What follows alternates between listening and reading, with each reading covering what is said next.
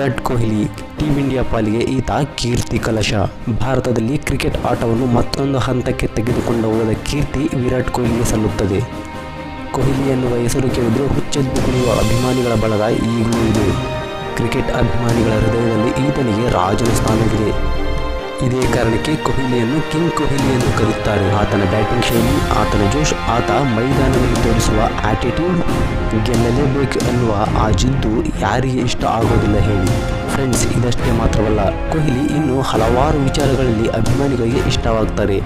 ಕೊಹ್ಲಿ ಒಬ್ಬ ನಿಷ್ಠಾವಂತ ಆಟಗಾರ.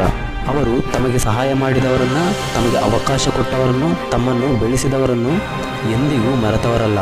ವಿರಾಟ್ನ ಈ ಗುಣಗಳಿಗೆ ನೈಜ ಸಾಕ್ಷಿ ಅಂದರೆ ಅದು RCB. ವಿರಾಟ್ ಕೊಹ್ಲಿ RCB ತಂಡವನ್ನು ಸೇರಿ 16 ವರ್ಷಗಳು ಕಳೆಯಿತು.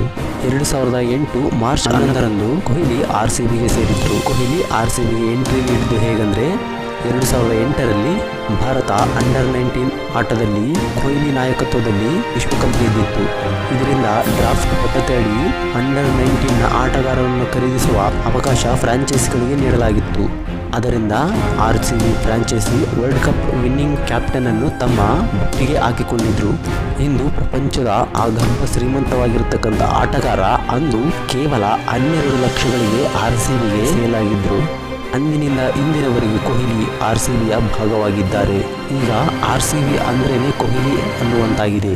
ಕೊಹ್ಲಿ ಇಲ್ಲದ RCB ತಂಡವನ್ನು ಊಹಿಸಿಕೊಳ್ಳಲು ಅಸಾಧ್ಯ. ಈ IPLನಲ್ಲಿ ಕೊಹ್ಲಿಗೆ ಇರುವ ನಿಷ್ಠೆ ಮತ್ತಾರಿಗೂ ಇಲ್ಲ ಅಂದರೆ ತಪ್ಪೇನಿಲ್ಲ. IPL ಇತಿಹಾಸದಲ್ಲಿ ಒಂದೇ ಒಂದು ತಂಡದ ಪರ ಆಡ್ತಿರುವ ಯಾರಾದರೂ ಆಟಗಾರ ಇದ್ದರೆ ಅದು ವಿರಾಟ್ ಕೊಹ್ಲಿ ಮಾತ್ರ. 2008ರಿಂದ ಈವರೆಗೂ ಕೊಹ್ಲಿ RCB ಜೆರ್ಸಿಗೆ ಬಿಟ್ಟು ಬೇರೆ ಯಾವುದೇ ಜೆರ್ಸಿಗೆ ಧರಿಸಿಲ್ಲ. ಇವರು ಕೇವಲ ಆಟಗಾರ ಮಾತ್ರ ಅಲ್ಲ, ನಾಯಕನಾಗಿ ಕೂಡ ಬೆಂಗಳೂರು ತಂಡವನ್ನು ಮುನ್ನಡೆಸಿದ್ದರು. ಆದರೆ ಒಮ್ಮೆಯೂ ಕಪ್ ಗೆಲ್ಲಲು ಸಾಧ್ಯವಾಗಿಲ್ಲ. ಹೌದು, ವಿರಾಟ್ ಕೊಹ್ಲಿ ಅವರು ಆಟಗಾರನಾಗಿ ಮತ್ತು ನಾಯಕನಾಗಿ ಏನು ಮಾಡಬೇಕು ಎಲ್ಲವನ್ನೂ ಮಾಡಿದ್ದಾರೆ. ಆದರೆ ಫ್ರಾಂಚೈಸಿ ತಪ್ಪಿನಿಂದ ಈವರೆಗೆ RCBಗೆ ಕಪ್ಪಿನ ಭಾಗ್ಯ ಒಲಿದು ಬಂದಿಲ್ಲ. ಇದರಿಂದ ಕೊಹ್ಲಿ ಹಲವು ಟೀಕೆಗಳನ್ನು ಎದುರಿಸಿದ್ದಾರೆ. ನಾಯಕನಾಗಿ ಒಂದು ಕಪ್ಪು ಸಹ ಗೆಲ್ಲೋಕ್ಕಾಗಿಲ್ಲ ಅಂತ ಕೊಹ್ಲಿಯನ್ನು ಟ್ರೋಲ್ ಮಾಡಲಾಗಿದೆ. ಆದರೆ ನಾಯಕನಾಗಿ ಎಷ್ಟೇ ಟೀಕೆ ಟ್ರೋಲ್ ಮಾಡಿದರೂ ಕೊಹ್ಲಿ ಈ ತಂಡವನ್ನು ಯಾವತ್ತೂ ಬಿಟ್ಟುಕೊಟ್ಟಿಲ್ಲ. ಕೊಹ್ಲಿ ಅಂತ ಸೂಪರ್ ಸ್ಟಾರ್ ಆಟಗಾರ ಮನಸ್ಸು ಮಾಡಿದರೆ ಯಾವುದೇ ತಂಡವನ್ನು ಬೇಕಾದರೂ ಸೇರಬಹುದು. ಹಲವು ಬಾರಿ ಹಲವು ಟೀಮ್ಗಳು ಈ ರನ್ ಮಷಿನ್ಗೆ ಎಷ್ಟೋ ಆಫರ್ಗಳನ್ನು ಕೊಟ್ಟಿದ್ದಾರೆ.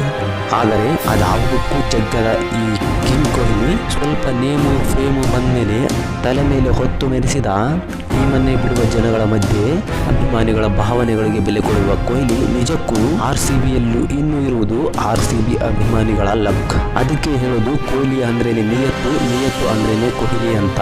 ಆದರೆ RCB ಮ್ಯಾನೇಜ್ಮೆಂಟ್ ಮತ್ತು ಇತರರು 2025ರ IPLನಲ್ಲಿ ಕೊಹ್ಲಿಯನ್ನು ಕೈ ಬಿಡುವ ಸಂಚು ನಡೆಸಿದ್ದಾರೆ.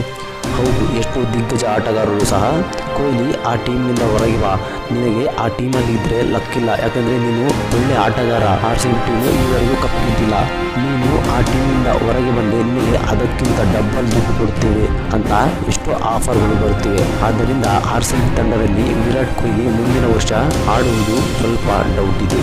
ಮುಂದಿನ ಸಾರಿ ಕಿಂಗನ್ನು ಕೈ ಬಿಡುವ ಸಾಧ್ಯತೆಗಳಿವೆ ಫ್ರೆಂಡ್ಸ್. ವಿರಾಟ್ ಕೊಹ್ಲಿ ಇಲ್ಲದ RCB ನಿಜಕ್ಕೂ ಊಹಿಸಿಕೊಳ್ಳಲು ಸಾಧ್ಯವಿಲ್ಲ. ಆದ್ದರಿಂದ ಕಿಂಗ್ ಇಲ್ಲದೆ ಈ RCB ಟೀಮನ್ನು ಮುನ್ನಡೆಸಬಹುದಾ ಅಂತ ನಿಮ್ಮ ಅಭಿಪ್ರಾಯವನ್ನು ಕಮೆಂಟ್ ಮಾಡಿ. ಮತ್ತು ವಿರಾಟ್ ಕೊಹ್ಲಿ ಅವರ ಬಗ್ಗೆ ನಿಮ್ಮ ಅಭಿಪ್ರಾಯ ಏನಿದೆ ಕಮೆಂಟ್ ಮಾಡಿ. ವಿಡಿಯೋ ಇಷ್ಟ ಆದರೆ ಲೈಕ್ ಮಾಡಿ, ನಿಮ್ಮ ಸ್ನೇಹಿತರೊಂದಿಗೂ ಶೇರ್ ಮಾಡಿ. ಧನ್ಯವಾದಗಳು.